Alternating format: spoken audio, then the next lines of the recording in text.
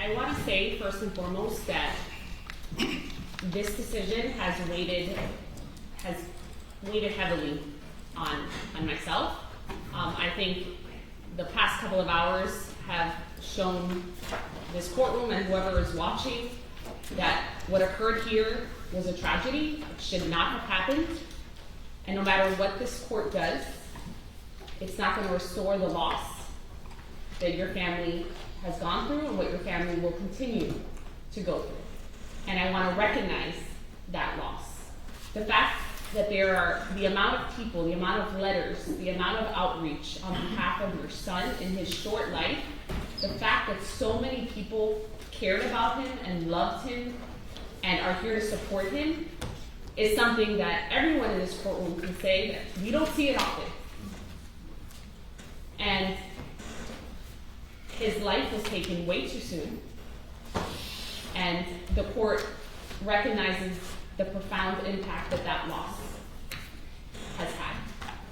And I want to make sure I emphasize that. The court also recognizes that Ms. Malik, you are young.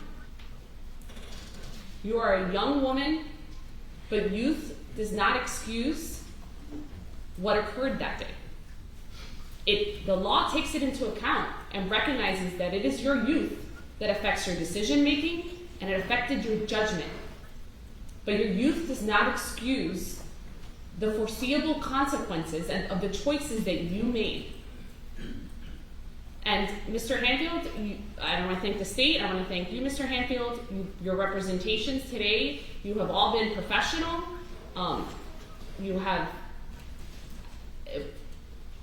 You have represented your client, you have represented the state of Florida in the best way possible. And again, it's a difficult decision. And so I first have to rule, Mr. Hanfield, you made a motion for downward departure under 921.0026, both J and L, and I'll address those respectively so that the record is clear. The defense has moved for downward departure based on the offense was committed in an unsophisticated manner and it was an isolated incident for which the defendant has shown remorse. The court will find that the defense has failed to prove by competent and substantial evidence and by preponderance of the evidence that that has been met. Although I do believe that you are remorseful, I do not believe that this was an isolated incident of aggression towards the victim based on the evidence that was presented here in court. And I also do not believe that this was done in an unsophisticated manner. And the reasons why the court finds that is the most dispositive evidence of what occurred that day was the medical examiner's report. And reading that medical examiner's report and understanding that that was a 4-inch blade that was lunged into the chest near the heart, and it pierced a hoodie, it pierced a t-shirt, it pierced skin, it pierced tissue, it pierced muscle, it fractured a rib, and it ultimately pierced the heart. The amount of force that was required to inflict that wound was not accidental. There is uncontradicted evidence regarding that report, the testimony regarding that injury, and I understand that Ms. Malik, upon the incident occurring, indicated at one point that it was a result of horseplaying, at another point indicated that she had her phone out, and Mr. Lollar ran into the knife. Those explanations are contradicted by the medical examiner's report. And so for this court, the court needs to look into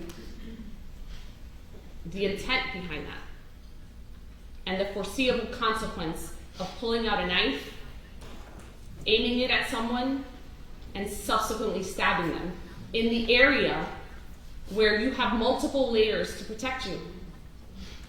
You have your skin, you have your clothes, you have your ribs, and the force that was used penetrated all of those and resulted in the fatal injuries that the victim sustained. So under that ground, the court finds that the defense has not met its burden by competent substantial evidence. The other grounds that the defense is relying upon regarding motion for downward departure is 921.0026. Under L, the defendant is to be sentenced as a youthful offender. The court has found that the defense has met their burden by competent substantial evidence that Ms. Malik does qualify for youthful offender, but despite the court finding that she does qualify, there's a two-factor test, and that is whether or not the court can impose it, and the court finds that the court can impose it. The second factor is whether or not the court should impose it. And that's where this court has grappled, and this court has evaluated and analyzed, and I have gone over all the materials, not today, I've gone over it the weeks that it was presented to me, and the court has essentially come to the conclusion that because the sentence in this case must reflect the seriousness of what occurred, and because the sentence must reflect accountability, as well as the importance of protecting the public, the court cannot ignore the fact that a life was lost and the manner in which that life was taken. So at this time, though the court can impose youthful offender, the court will not exercise its discretion to impose youthful offender. So then what is the appropriate sentence? Ms. Malik, I have taken into account the documents that were presented on behalf of you, the evaluations that were conducted, the testimony that was presented here today, and the court does appreciate the comments that you made here today regarding how remorseful you are. And I think someone said it best, nobody wins here. And hearts are hardened, rightfully so, but one day, hopefully there can be forgiveness towards you. You are very young, and you will still have a life ahead of you. You will still have an opportunity to become the nurse that you want to become, to have a family, to be with your family. But you have deprived Kimo's family of that. And for that, there needs to be a punishment. And the primary purpose of the Criminal Punishment Code is first and foremost to punish an individual for the crime that they're accused of, to punish the individual for the crime that they have been found guilty of, and to appreciate what has been lost and the gravity of what occurred. And so, because of that, I do believe that you're amenable to rehabilitation, and I do believe that you will get past this, but you have to be punished for it first. Because they have a life sentence of not having Mr. Lollar with them. And I can't overstate the profound impact that loss has been on their family, on their community, and the choices that you made affected the trajectory of all of their lives, and it affected the trajectory of yours as well as your families. You come from a very strong family that supports you, and they will support you throughout this, but the court needs to look at what is the appropriate sentence in this case. So at this time, I'm going to ask Ms. Malik to please rise.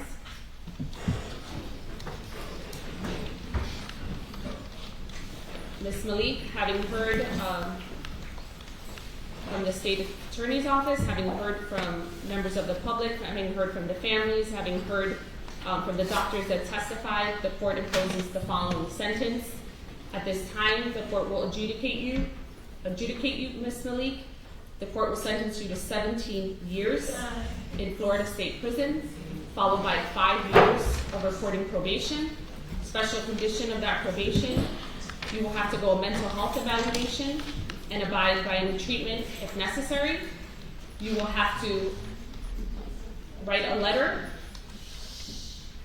December 20th of every year that you are on probation, acknowledging what had occurred and how it has affected your life.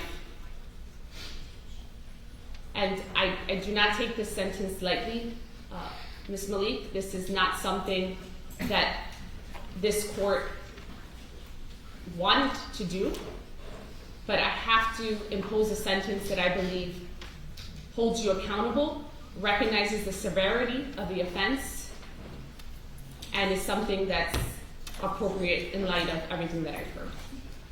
So at this time, she will be remanded into the custody of the Department of Corrections to serve her sentence. Count 2 will be an adjudication, 5 years. Please. 5 years. Then adjudication. 364. I'm going to appoint the Office of the Public Defenders.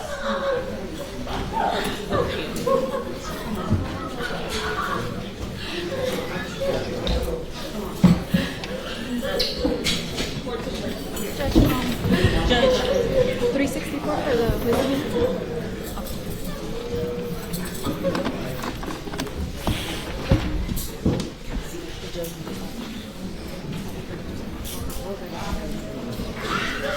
Yes. Come on over here.